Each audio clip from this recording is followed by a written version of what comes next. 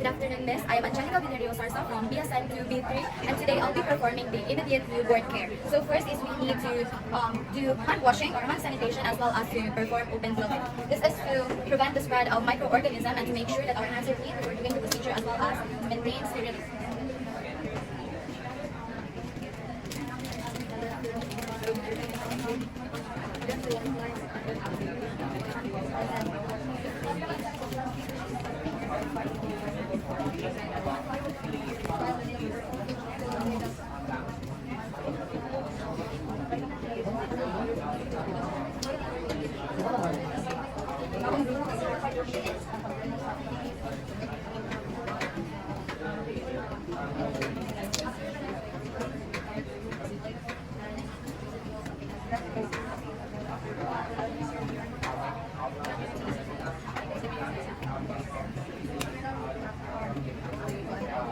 After that is we're going to dress the umbilical cord. We have to fold one operating sponge lengthwise that is soaked in a clear water for injection, and then we need to wrap it around the base of the umbilical cord. And then we have to wipe it from the base of the umbilical cord upward. This is to keep the area clean as well as to ensure to reduce the microbial colonization and to ensure dryness as well as healing of the stump cord. After that is we have to clump. We have to clump the umbilical cord. Make sure that the clump is locked, and then we have to clump it about 1 inch to 2.54 centimeters. And then take note or ensure that the clump is locked. Also, take note of the position of the clump, of the umbilical cord. It must be at the center of the clump. This prevents hemorrhage, and the 1 inch distance of the 1 inch distance of this is to avoid clumping the abdomen too close, as well as for us to prevent infection and to reduce the risk of herniation. When we say herniation, it is the abnormal displacement of an organ or a tissue. After that is we have to rub with another operating sponge just below the umbilical clamp. Then after that is we're going to cut the umbilical cord from the right at the top of the umbilical clamp. We have to use the surgical scissors provided. This is to prevent bleeding as well as to maintain the cord dry. And clumping, cutting it above the clamp will help us control the bleeding as well as the safety of the baby and the caregiver. Next is we are going to wipe the umbilical cord starting from the base as well as the umbilical clamp. We need to wrap it around to make sure that we remove the blood. This is to keep the site clean and dry as well as to discourage any bacterial growth. After that is we have to check for the umbilical blood vessels. So there must be presence of 2 arteries and 1 vein. When we say artery, the artery carries the oxygenated blood from the baby towards the placenta. When we say veins, it carries oxygenated blood from the placenta to the baby. So this step is crucial to confirm normal anatomy because absence of this can indicate the congenital abnormalities. After that is we have to remove our gloves to prevent cross-contamination after doing the sterile procedure. Next is we're going to take note of the anthropometric measurement of the baby, such as the vital signs. This includes the heart rate, the respiratory rate, and also the temperature. So we have to take note of it. And assessing for the heart rate, the normal range is 120 to 160 beats per minute. So in assessing that, we're going to assess it on the left apical pulse. Next is the heart rate. Respiratory rate rather. When we say respiration rate, the normal range starts from 30 to 60 breaths. In assessing that, we're going to place one palm at the base of the chest of the baby in 1 full minute, and then we're gonna also observe for the rise and fall of the baby's chest. Next is for the temperature. Based on my research, it is advised to do the temperature, taking the temperature of the newborn in the rectal site because it reflects the core body temperature. It reflects the core body temperature because it is around the hypothalamus, which regulates body heat. Then, for the normal range of it is the 36.5 to 37.5 degrees Celsius. After that is we're going to start weighing the baby. So in weighing the baby, we have to make sure that the baby is naked. We're going to place the baby onto the weighing scale, but before that is we're going to put a towel. And then the normal weight or normal range weight of the baby is 2.5 to 4 kilograms, or 2,500 to 4,000 in grams, and in pounds it is 5 pounds and 8 ounce to 8 pounds to 13 ounce. After that is we're going to take the length of the baby, and taking the length of the baby we're going to use the tape measure and in centimeters. Based on the book that I have read, we have to position our baby in a side-by position, starting from the crown to the heel. So we are going to, since the baby moves a lot, we are going to apply the moving method, so like this. We're going to include all the curves so that we can have an accurate measurement for the length. So the baby's length is 45 cm. So the normal range for the baby's length is 44 to 53 centimeters. Next is we're going to take the baby's head circumference. We're going to wrap the tape measure on the occipital protuberance, or the back of the head, and then just about the eyebrows. So the normal range is 33 to 35. So the baby's head is 32 centimeters. Next is we're going to get the chest circumference.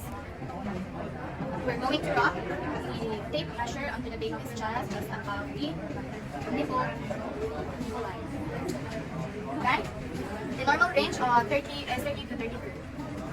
31. Then for the abdominal circumference, wrap it again until to the pubic area. The normal range is 30 to 32. Next is we have the arm circumference. In getting the arm circumference, we are going to wrap the tape measure around between the baby's shoulders and elbow. So the normal range is 10 centimeters. After that is we're going to assess for the Apgar score. Apgar stands for appearance, pulsation, remains, activity, and respiration. So this is assessed about 1 and 5 minutes after birth. Then, in appearance, if the baby comes out to be pale or blue, that indicates 0. Or if the baby's body is blue but the baby's limbs are pink, that indicates 1. And if the baby is completely pink, that indicates 2. Next is for the pulsation. If there is an absence of pulsation, it indicates 0. If it has less than 100 beats per minute, that indicates 1. But if it has greater than or equal to 100 beats per minute, that indicates 2. Next is for the remains. Remains is, in assessing the remains, we can either mildly pinch the baby or do a suction to the mouth. Then let's see how the baby reacts or how the baby will respond. So if there is no response at all, that indicates 0. And if the baby presents remains only or like mild reflex irritability, that indicates 1. And if the baby cries, sneeze, or cough, that indicates 2. And then next is for the activity or the muscle tone. If the baby is limp or like lacking of firmness or stiffness, that indicates 0. Or if the baby shows mild flexion, that indicates 1. And if the baby shows active movement, that indicates 2. Then for the respiration, if it shows absence of respiration, that indicates 0. If it shows slow or irregular respiration, that indicates 1. And if the baby cries strongly and breathes normally within the normal range, that indicates 2. And then we're going to sum it all up, and then the normal finding of the Apgar score ranges about 7 to 10, and then that means that the baby is transitioning well in the extrauterine life. Next is we have the Ballard score. Ballard score is assessed to know the gestational age of the baby and assessing the 2 parts of Ballards, which are the physical and neuromuscular maturity. When we say gestational age, it is the number of weeks the baby spent inside the womb before birth. So we have the preterm, term, and post-term. When we say preterm, it's less than 37 weeks, term is 37 to 40 weeks, and post-term is greater than 40 weeks. So the normal range the normal full term for pregnancy is 37 to 40 weeks.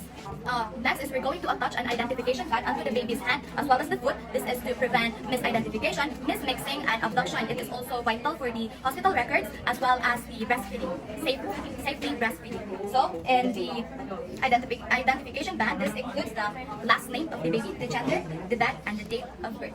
Then we need to administer vitamin K on the right thigh and hepatitis B on the left thigh.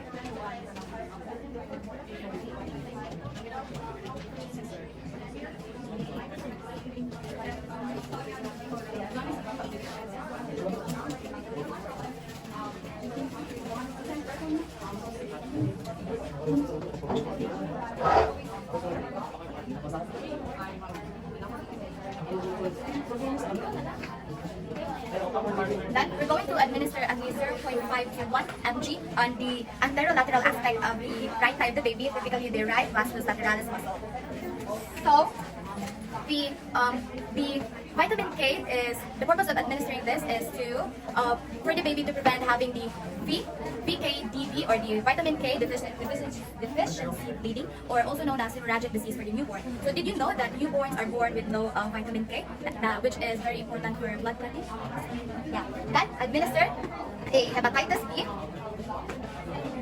vaccine on the baby's left thigh, just at the lateral aspect again. The left vastus lateralis muscle, about 0.5.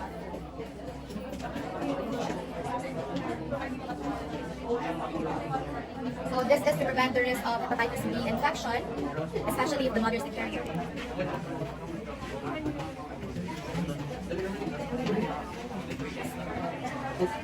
After that is we need to wrap the baby's tummy.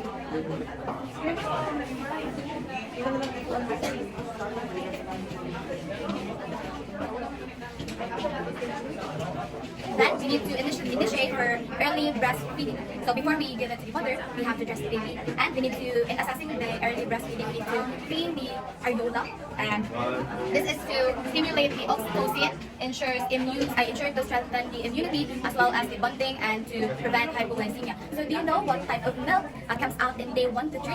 It is the colostrum. So colostrum is very important for the baby because it has the benefit of the baby can get a lot of benefits such as immunity booster. Do you know that the colostrum is rich in antibodies, especially the LGA, the immunoglobulin, which will help in protecting for infections. It is also the other benefit is for natural vaccine. So the mother's milk serves as the first bump of vaccine that the baby will get, since it will fight for bacteria as well as the viruses, and then also for stimulating bonding or supporting bonding, because it stimulates skin-to-skin contact, promotes warmth to the baby, and then also lastly, based on my research, it regulates sugar. So the milk will help stabilize the glucose level of the newborn.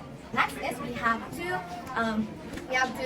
monitor the baby for every 15 minutes, the vital signs, the things that I said earlier. We have to monitor that if there are any abnormalities or sudden spike of the temperature or sudden drop, as well as the rapid heart pulse rate of the baby. We have to monitor that. And then we need to report every abnormalities as well as unusualities to the rightful one to the doctor or physician, because early reporting enables us to have prompt treatment to the baby. Thank you.